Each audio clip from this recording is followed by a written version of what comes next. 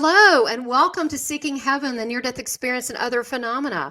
I'm your host, Tamara Caulder Richardson, a six-time near-death experiencer, evidential medium, and channeler. Welcome to this channel. If you haven't subscribed, you need to do so, and you click the bell. That way you can get all the episodes. Watch past episodes. I have 2 episodes a week, and if you want to support the channel, it would be very much so appreciated. You can also look at that at donating or becoming a member. And also be sure to check out my Ascension School, Academy of Divine Wisdom. And if you also would like a private reading session, you can find me at southernbellemedium.com. So let's get going on our guest. Our guest today is phenomenal. You're going to be so excited about this topic. This is so exciting. It's just a real treat. So our guest today is all the way from Mexico, and his name is Michael Flem. Now, he is a researcher, historian, and author of the book Visions of Atlantis, Reclaiming Our Lost Ancient Legacy.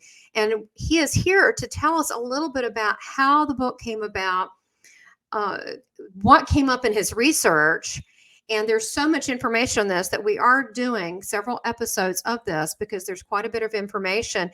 But the first one is about Atlantis Nirvana and about what, what the history of this. And then we'll get into other aspects of like channeling with Steiner and Cayce. But let me bring him on so you all can meet him.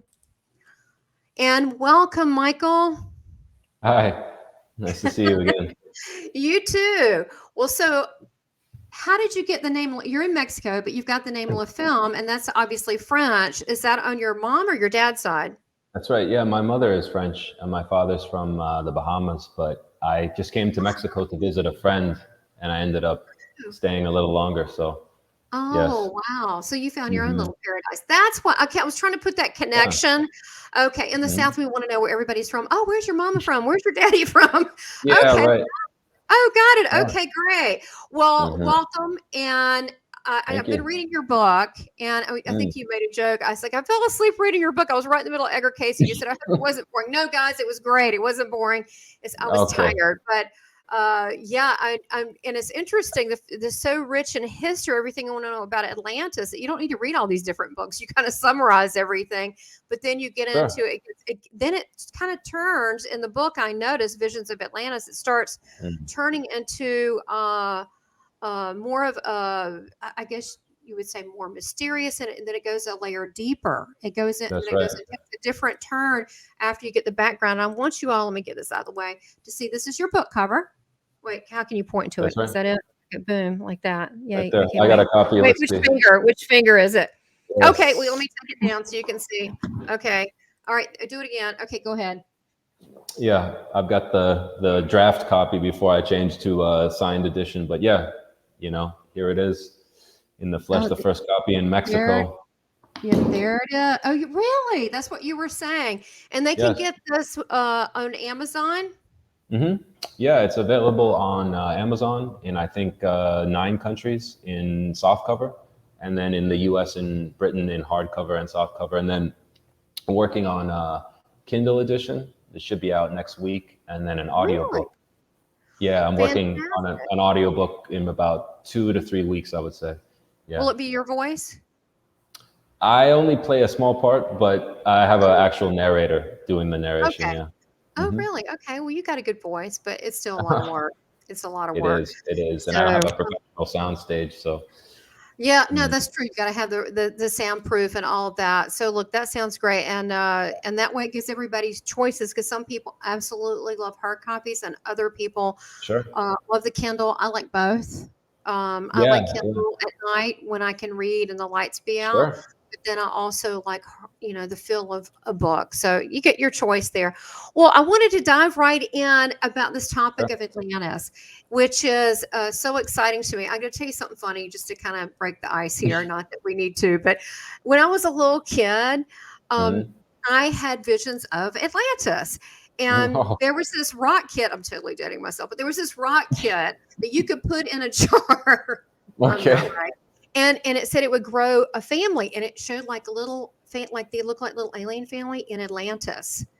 And I'm like, and so I put them in there. It would grow these different colored crystals, but I kept waiting for my family that in my jar. But it was just, but it was just plankton. But I was so excited that I was growing Atlantis in my jar with my family. Yeah, yeah, That's I had an fascinating. imagination. I know, isn't that interesting? So tell us, when did your fascination with Atlantis first start?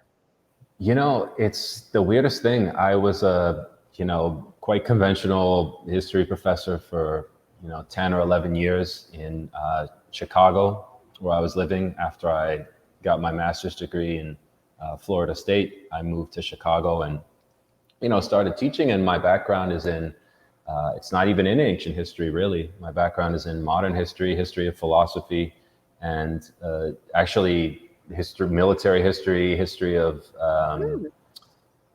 clandestine operations with the CIA and things like this. This is what I actually studied. And so Oh, didn't you it's write a weird. book with that? Didn't you have a collaboration with a book in I that area? I wrote a book I wrote my master's thesis. I adapted into a book in 2008, and it's just a very dry technical analysis of the Enlightenment. Um, but yeah, that's available on Amazon. Unfortunately, I didn't get to set the price for that. That's it's set at some $79 academic book price, But and the it's book. worth it. It's worth it. Yeah, actually, somebody bought it recently to put in Oxford Encyclopedia, I believe, of philosophy. Somebody cited Wow. me from that, which I couldn't believe. I wrote that when I Wow. was 21 years old, and my old advisor called me. He said, you got in the Oxford Encyclopedia, I believe, of philosophy. So I Oh was my quite God. shocked because I Wow. never thought about that book after I, published it. It was just Wow. something that I did to get my master's degree, and You are like then a I junior started. brainiac. Well, I So had great teachers. I really had like the most supportive teachers, who were really like they pushed me harder than I think anybody. And at the time, it was really kind of frustrating. But now looking back, I think the only way I could have written a book like this was because they just, relentlessly pushed me to be detail oriented and not to say things that I could not substantiate, and I think with me, it was like, I think at the time I was teaching some survey courses on Greek history and, Roman history and things like this. And, I think that's what got this idea coming up. And I had also read some alternative history books by Graham Hancock and things like this, and always been interested in that. Um, but one day, I don't know what it was. It was almost like a weird kind of hypnotic suggestion is the only way I can explain it, where mm. I just started to be like really into this subject, and to the point where even my friends and girlfriend were like, what is this thing? Like, what is this Atlantis This is a that you're new thing with you. yeah, Okay. and I've always been like, when I get into something, any topic, I'll read, 50 books on a subject if I'm really interested in it that year, Sure. and I did that with this, and I was just looking to get like, I went into it completely open. Like, if I see evidence that it was likely, then I'll go that way. If I see evidence that this was just a fiction of Plato, then I'll go this way. But Mhm. you know, as I was just kind of like making my own notes in books and things like this, and just writing ideas on a computer over the course of a couple of years, I realized like there is a story to be told here in a new way. And I never really thought about it like, I'm going to make this a book one day that's going to go on Amazon. I just really just kept it like in the back of my head for 7 years. And it was only until last year that I looked at my computer and I saw this file that had like 55 pages or something like that of just footnotes, and look at this, check this out, investigate this. And over last year, when I was down here in Mexico visiting, I just spent 8 to 10 hours a day sometimes putting it into order. And then I realized you have a book, and just tell it as a story, like almost like a thriller novel, because I had read a lot of books that were great, excellent books on the history of Atlantis or alternative history, but they were doing one of two things. They were either presuming you already believed in channeling, which is fine, Mm, or mhm. they were presuming you thought that was just BS and you were looking just for pure archaeology. And so I was looking for like, well, I want this to be a book that anybody, could pick up, whether they Sure. are into the, more spiritual realms or into alternative history. If they're mainstream historians, I would even prefer to have them read it, because I think what they'll all see is that this is not just something you can dismiss, and say, oh, you like the Disney movie. Oh, that's cute. Oh no, don't tell me you get the know, movie that about Disney Atlantis. That's funny. well, it's a subject that for some reason, and I have my own thoughts in the book why this is so triggering. I would argue is because, as Edgar Cayce said, most human beings alive in the 20th century had a lifetime during that, huge Right. time span that, he Yes. claimed stretched for over 100,000 years, which again is like, that would have been the default state of humanity. So naturally, if reincarnation exists, then you would have existed there, probably in Egypt, which is also a very long time span. Right. Probably China as well. So it's like, I think there's a reason that people get so bent out of shape over it, because if there's, Right. you're talking about any of Plato's other, theories or suppositions, nobody's going to get mad at you if you disagree with your interpretation of Plato's Republic or the Symposium or something like this. But once you get to, well, actually Plato talked about Atlantis, and it's funny because I used to do it as a test when I had a new roommate or a friend, and I would say, casually in conversation. I remember I had a friend who was, he studied philosophy. He had a whole library of philosophy books. And he said, what is this book you're writing? I said, oh, I'm finishing it. I'm finishing it this month in your house. And I was staying with him as a guest. What is this book on? I said, Atlantis. He said, that's a myth, right? Plato made that up. I said, really? Do you have the Timaeus? Can you go get it? And he went and he had a copy of Plato's Timaeus. I said, what does this line say right here?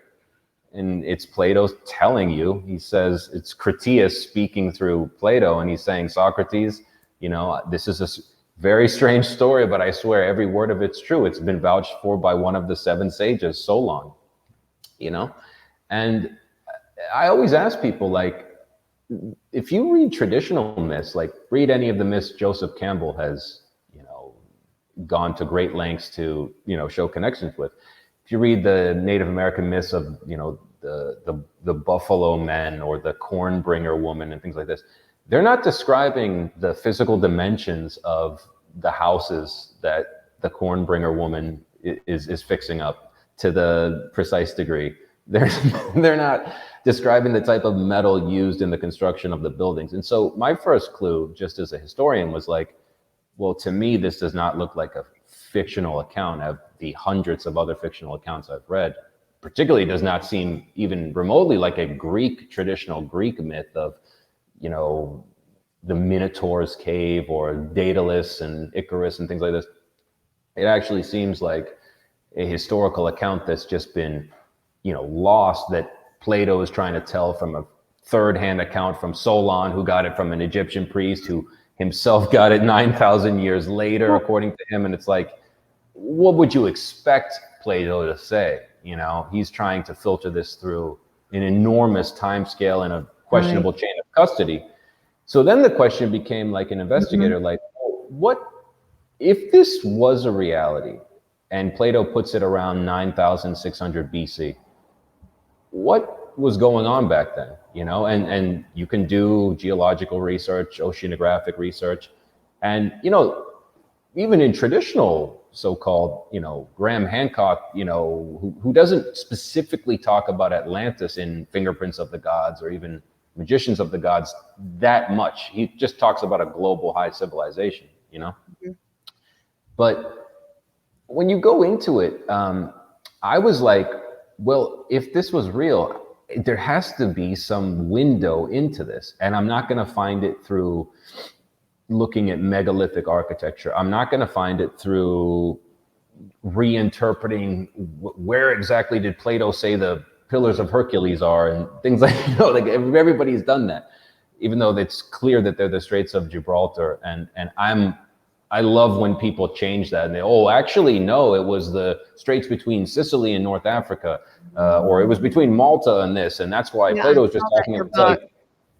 It's like really, because multiple Greek scholars who speak ancient Greek will all tell you that when he's saying the Pillars of Hercules, he's always talking about the Straits of Gibraltar. Like that's you changing it because you can't believe that this civilization could have disappeared. So, no, I wasn't always interested.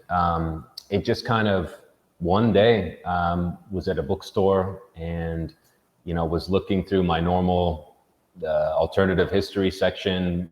A lot of times I would look at books on Egypt and things like this, but I saw, I believe it was The Antediluvian World, by Ignatius Donnelly, famous book from 19th century, 1882. And yeah, I didn't really think much of it. I said, I'll check this out. I've never really looked at Atlantis too much. And by the time I finished that book, I was really shocked at how many conclusions he came to that I had never thought of. And so that led me down this path, just for fun, like never thinking I'm going to write a book on this but this. Interesting. You followed your passion.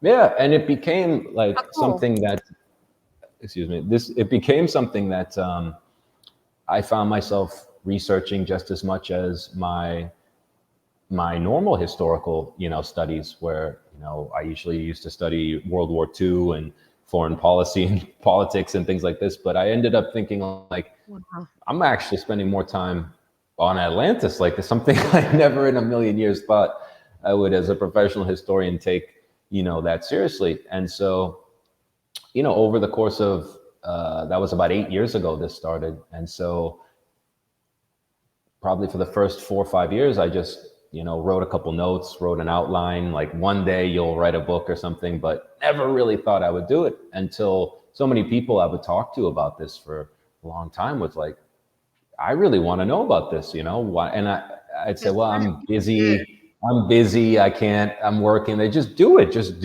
And, what's the worst that could happen? You've already talked about it for 5 hours with me, just write a book. And so I finally, a couple. Okay, so it kind of took you over a little bit. Yeah. Yeah. But a couple of years ago, I started the outline and, probably had 50, 60 pages. And then probably like the first couple weeks of November, I finished it and just read it. And I didn't even keep track of the pages. I was like, hold on a minute. Like, this is almost a 400-page book. Like, because when I was writing it, it didn't feel like this horrible, arduous process like I had imagined from a couple other books I had written, my master's thesis, which I thought was a nightmare when it was only 90 pages. It just kind of was a very enjoyable experience. And I found myself doing it like, no big deal. And, the editing process was quite grueling because so much of what I said, I was like, you can only write so much, and you have to make this something that is genuine, but that has a flow, how they used this unit of measurement, things like this. And I include a lot of technical things. It's not I would never call it a dumbed down book, but I think the strength of the book from the people that have read it, from my, group of people that have contacted me through social media or critics or friends or other authors, they said, I like this because it's challenging, but it's fun. Like I read it like a novel. So, well, it's interesting because I've been, reading your book and I'm almost done, but I've noticed that it changes. Like the first part, anyone that's a professor like yourself or a historian, you've got a lot of research in there, which is kind of good because you've done it for everybody. Yeah, that's right. It's like you don't need to read all these books. It's kind of in there. And then when you could do the esoteric part of it, which we're going to talk in part 2, where you go into different ones like Steiner and Cayce and the Chandlings and even Tesla, that that you cover that segment, and then you have the analysis. So it is a wide range of what you think. So as you're doing this and compiling and now whether it's just research at this point and fun for you, What was it that surprised you the most as this was a discovery for you? The discovery of what did you start personally feel about Atlantis? What what really was so interesting to me was, just how the so-called conventional data, archaeology, oceanography, history, culture, linguistics, how that just boom with so many of these esoteric, so-called esoteric readings that people just discount. How, something that one Edgar Cayce reading that's not even really talking specifically about Atlantis, it just mentions something offhand. And then you see that same data point reflected in archaeology, and the archaeologists had never read Edgar Cayce. They probably, if they did, they wouldn't even Fascinating. think, like, That's what are you evidence. talking about? Right. That's And evidence. so, and I think almost without exception, everything I show from the craziest Edgar Cayce readings, like where he's talking about, the hybridization of human beings in Egypt in 10,500 BC and things like this. Right. Well, I find an article where, a modern doctor is talking about, well, we've already changed, Exactly. put pig embryos and brought them to term almost, but we didn't let them get born because of ethical reasons. But it's like, Right. well, we can do that now. So, and it's fascinating because when he was giving that reading in 1932, people probably thought like, you're completely crazy because you're Yeah. talking about something. Right. But today, I thought it was a great time for this book to come out, because so many of the things that Cayce and others Yeah. said was happening in Atlantis has Coming only back. just started to come back in, say, like the last 20, 25 years, like the internet and things like this. Well, oh yeah, they didn't have there wasn't the understanding of what he was saying, and even the Exactly. technologies he talked about in Atlantis or in the future Right. that we are Right. starting to have now that we can begin to gain the concept. So that would be a surprise to go, wait a minute, these things are passing, and now as we live, there was Right. an article I saw recently just exactly what you were saying about the DNA and about Hmm. ancient Sumeria and digging it up and geneticists know how to do these things now. But Sure. again, Sure. ethically, they're not supposed to be doing that. Not saying they're not secretly Yeah. Well, somewhere, who but knows? Who they're knows? not. But the fact is, I'm they sure do they have are. who knows, question mark. But they do Hmm. have the technology to do that. So Right. now, on a personal note, not that that wasn't personal, because that would have been interesting to find these like whoa, in the archaeology and the Mm. uh, and the geography of all that, and it coming together, and even through his readings, but did it trigger anything in you, like, personally, like, maybe you can't give, hard evidence you haven't found yet, but did you as a Yeah. person, as a soul being go, Hmm. "This seems familiar, some of this," or did it trigger any past life, or did it trigger something on a soul level with you? It's really a good question. I guess the short answer is, it was kind of like the third evolution of my, I guess, way of looking at the world. Because probably until I was about 20 years old, I was raised in a, not like a fundamentalist Christian Mhm. or anything, but I went to Catholic school and, read the Bible and things like this. And I like, nobody forced me. Like, I enjoyed going to church and things like this. Mhm. And then when I went to college, I learned about all the world's religions and read Joseph Campbell books and started to think like, oh, okay, like maybe there's something different than just Right. this thing A I little was raised in. more than Yeah. you thought. Yeah. And then I went to graduate school. And when I studied the 18th century Enlightenment, I became a pretty hardcore atheist where I prided myself on repeating all the refutations of religion from, Voltaire and people like this. And some of them, to this day, they're very compelling, but then I stayed in that mode, like just kind of existentialist mode, probably you'd say,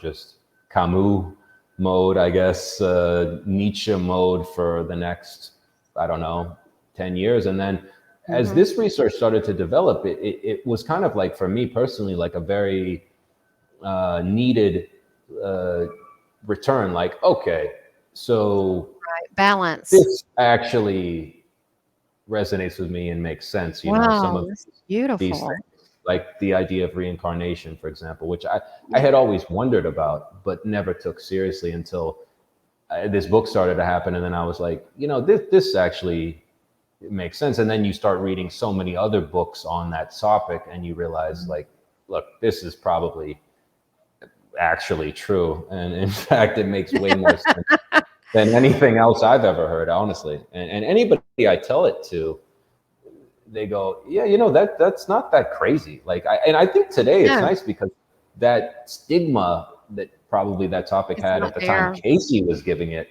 in the 30s. I Oh, mean, can you imagine? no, I can't even imagine what I people mean, he thought. was brave, so He was brave. brave. He was But no, brave. you're right. It does make sense because think one of the things Jesus had told me. He goes, the flowers. When I asked about he started one day just talking about the cycle of things, and he goes, the flowers come back every year, the springs Yeah, comes back. He said, why? He said there is a pattern to the cycle of things that's there, the creation of beauty in it. And he said you're part of it. that So I makes was sense. and it just makes sense, right? It's Yeah. it's a natural thing to be in a body for a while, Hmm. and it's natural to to get old and die. It just is. Yeah. Whether you're a Yeah. person, a dog, a deer, you know, but things don't stay. There's spring in the air. Things are reborn. So Yeah. uh, and there's evidence. Right. Edgar Cayce has a lot of evidence. I know we're going to talk about that in part two, so I don't want to get too deep into that. So, but that Hmm. is interesting to go back to what you said that it did. You know, I hate to admit, I wouldn't say I was an atheist. I don't, not this use a word, but there was about 10 or 12 years that, let's just say I like to party and whatever. And I just sort of put that Sure. on hold. Who doesn't? And Who I didn't doesn't? really, that sounds terrible because I'm totally all team God now and love people. And I'm like, Sure. I don't see that coming. But Sure. the Sure. thing is, I think we need to learn what it's like to be different ways. So now I can say, Oh, wow, that's right. things are much better now.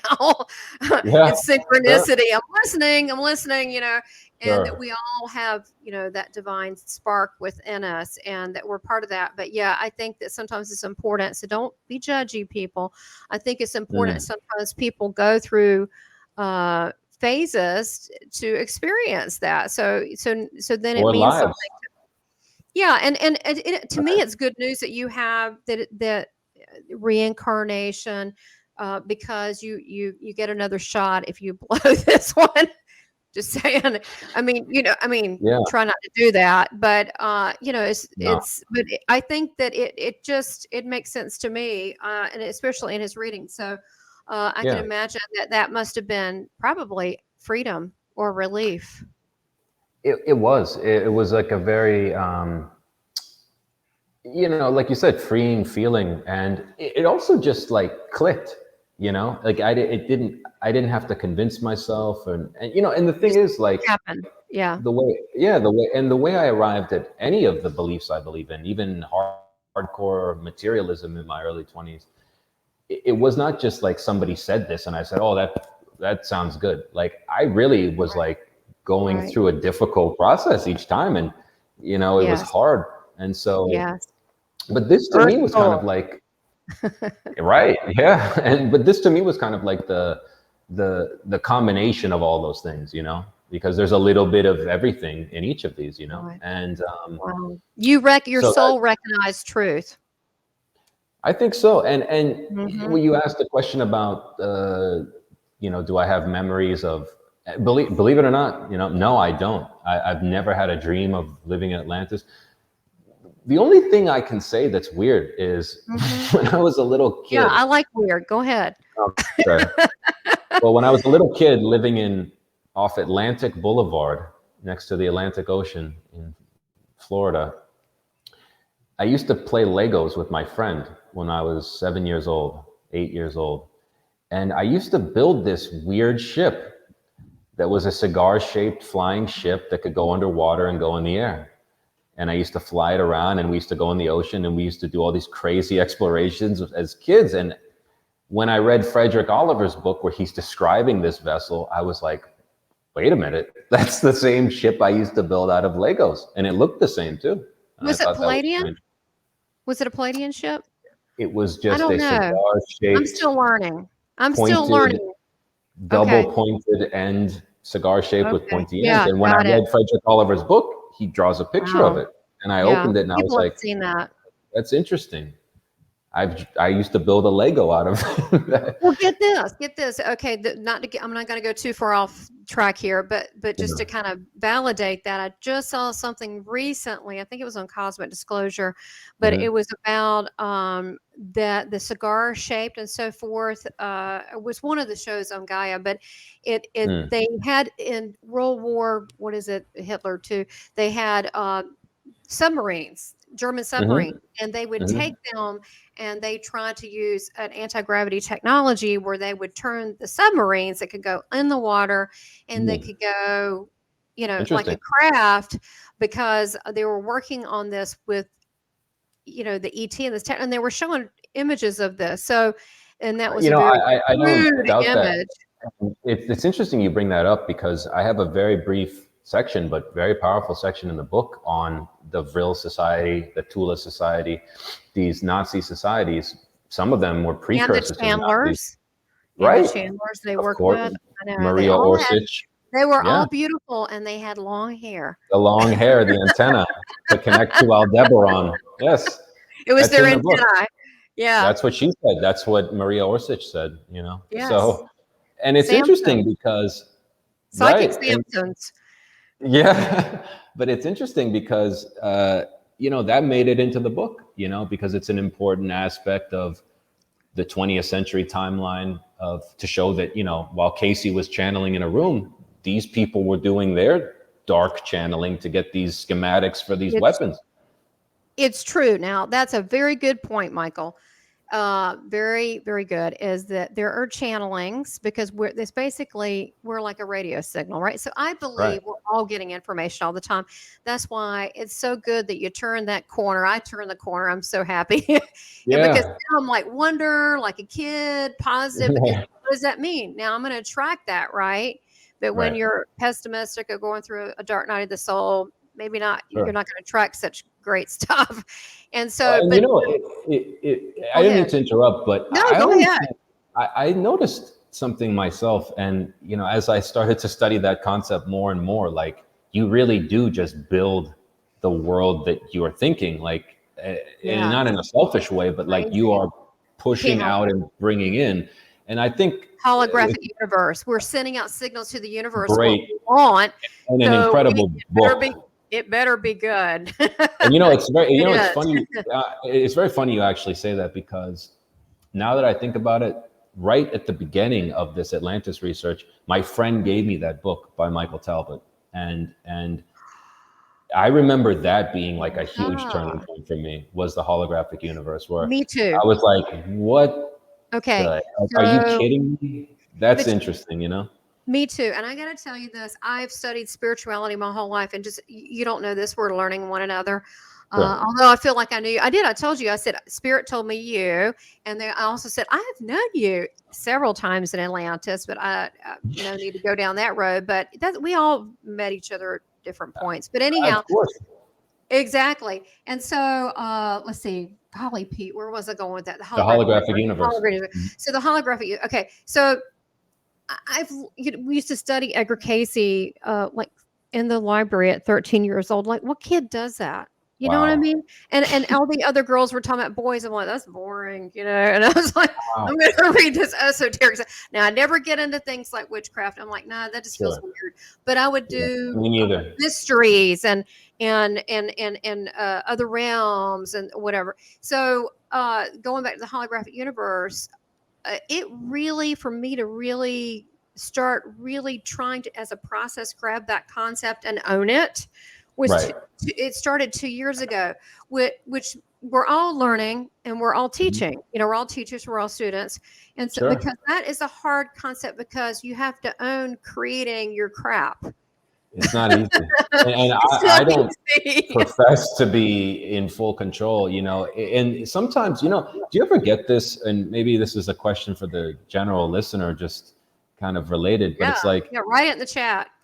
I have tremendous respect for people that can live like that all the time, you know, because I personally, you know, I can't, I have to, and I'm not talking about through drinking or substance abuse or something like that. I just mean like, there are times where I have to stop this and really just like Be a go person. for, yes, like just Go living go have a beer so-called, and just be a person. Go or eat a good just meal. like not even think about it, politics or history or Atlantis or anything, because I Absolutely. found myself a couple times, like, I'm not going to say going off the deep end, but going too far, and I didn't like it. I didn't like Well, it. but you know what? I resemble that comment. You Mm, know, earlier pre-show, I was talking about how, you know, I was listening to George Harrison a few years ago, the song over and over and over, My right, Sweet right, Lord. right. And then I got kind of high, and then he came to me the next couple of days and talked to me, and that's what he talked to me about what you said. He Wow. said that he became so. I mean, I'm using Tamara's words to abbreviate this, but he became, because he spent like 4 hours talking to me one night, and Sure. then the next night he came back, said a couple more stuff, and Jesus brought him, and it's like they know each other. He's a shorter version of Jesus, dark Right. eyes, yeah, darker. I like brothers almost, Sure. and he's quieter and shy. Jesus is more kind of jokey with me, and not Mm, that's not sacrilegious, but he's just like a person, and he's sure. real charismatic. Um, but um, but anyway, he came to me. He said, "I want to talk to you about something." I said, "Are you George Harrison?" And he said, "Okay, I want to, I want to talk to you about something." And then we were in this monastery, and we were walking around. I'll make this short, but we were walking around, and he said, "Do you see all this?" He said, I didn't know he actually stayed at a monastery. He bought a monastery. I didn't know that, Oh, I heard but about that. Yeah. and yeah, I didn't know that. I didn't know anything about him. I said, "But like that song," but I didn't know. I didn't know. And people say, "Oh, that's from the Christian," I don't, or whatever it was he studied. I don't care about that. Hmm. Right. I don't care. But anyway, so he said he became so zenned out and Sure. meditation that he was not really happy in this world. He said, "My music didn't make me happy." He said, "I love my wife and my child, but," he said, "I had to eat food I grew. I had to have people come here. Right. I had to fix certain things." He said, "I couldn't be around city sounds." He said, "If I ate a hamburger, I'd probably have been very sick." He said, Yeah. "You don't want to transcend and get so high Right. up in your meditative, whatever God state, that you're not You're part of right. this world." He said, "You're here to live this life and do Right. normal things." He said, "Go have a glass of wine, go have ice Yeah. cream, go on a walk, go outdoors, be a regular, Right. laugh, you know, do things that are fun." He said, Right. he said that he didn't, the little things didn't make him happy anymore because he was Sure. so like got it out. And he Yeah. said that challenges you, uh, knowing you're spiritual, but still being grounded here. So I know that mediums, when they get a little too much spirit work, like myself, Mm. sometimes they'll eat dark chocolate, or, you know, I just say, "I'm done. I've had it." Yeah. And I'm obsessive personality too. When I do a topic, I'll like Yeah. read everything, and I get engrossed. And you just have to know that's your personality. Exactly. And you just go, "Okay," you just tell yourself, "I'm getting a little crazy again. I just need to go Yeah. be normal and go do normal stuff for a while and then Right. come back to it." But I think it's also amazing that you have passion and embrace topics. I wish more people had gumption like that, to be able to to be fearless, to look in areas. And I love how you were fearless to say, "Hey, you know, this just a passion, it turned into something else." And it really changed me because I realized there's so Mhm. much more to life, and to admit where you were. But the good news is that we can change. I mean, Yeah. I look at me and I'm going, I've changed so much, and I like who I am now because it's real, and I'm happy. There you go. No, and you know, that's a great, I think that's the best way to look at going through any kind of phase, whether it's religious awakening or atheist awakening or spiritual, whatever, you Right. know, it's like, I think people have this idea that like, that's bad, you know, like, oh, my friends know me as a this. And so if I start talking about this, and I always Label. tell people like, well, when you're 60 years old or 70 years old, I mean, do you want to be the same as when you were 25? Like, I don't personally. I H hope I to the keep no.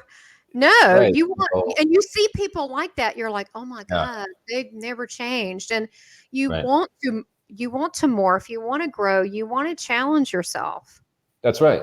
And so for me, I think like this book was kind of, two parts of my personality, like a skeptic and a person that intuitively thought it was real, battling and seeing who would win, and I wrote it really from the perspective of the harshest debunker. I really did. And I can see that. From the that first part. perspective, Yeah. From that perspective, I could not achieve a level of debunking, so to speak, to disprove what I was finding through all this evidence. And so as a legitimate historian, I had to look at it and say, look, if I'm being honest here, it's probably existed, and these are some clues as to where it was, what was going on there, and we could talk about that later. But yes. I think that was kind of my impetus to keep going, was like, as much as I was trying to think, this is just whatever, it was not. It kept coming back as, no, this is legitimate, this is real, this is real, this is real. And so, well, and the universe is supplying you what you need. You know when you're on the right path, when you start getting really esoteric information that pans out to be true. This is some holographic universe stuff that the universe is saying, all right, we're going to help you now, because you finally, and you may go, this is crazy. I never thought I would come out as a medium. I owned an advertising agency and trained in that area. Right. So if you would have told me, I would have gone, no. I mean, I was into the material world and Louis Vuittons and fancy. Sure. Now I like going away and experiencing adventures and being with people where you can laugh and love, but I don't care about that stuff anymore. I don't care about any of that stuff. And it is a relief not to have to feel that. Now we're going to get into exactly the landscape, what it looked like, and the demise. And some of this you had to go into a little bit more esoteric, where you're going to be talking about Steiner, even Nikola Tesla, as well as Cayce, as he describes them. And then it's interesting when you said your book is a hard skeptic, because you have all this really detailed stuff, like, okay, I get it. Whoa. And then you go into the more esoteric, and it's really interesting, because actually what you said, I saw that part of you in there, and I enjoyed that, because I felt like you were trying to prove to, really reading it, I was on this journey with you, and I liked that. I liked it that you took care of the skeptics, but then you're like, well, all right, let's look at this. And that's what we're going to talk about next time, and give someone a little bit of a teaser on this channeling, because we're going to talk about that heavily, about Atlantis and the validity of that. Sure. Leave them a little teaser what you're going to talk about next time. Well, I have to say, there's something I found from a channeled sketch that Frederick Oliver drew. And when I checked a map, I found something that was unbelievably similar to something that he could never have seen. So I'll leave you on that. Ooh, okay. So we're gonna go with that. You've got a lot of evidence to prove this channeling. So buy Michael LaFlemme's book, Visions of Atlantis. It's fantastic. And I love how you go through and you question different things, and he supplies information. You can go on this journey with him and with us. So we have a couple episodes, watch it. And thank you, Michael, for being here. Bye, everyone. Okay. Bye, guys. Thank you.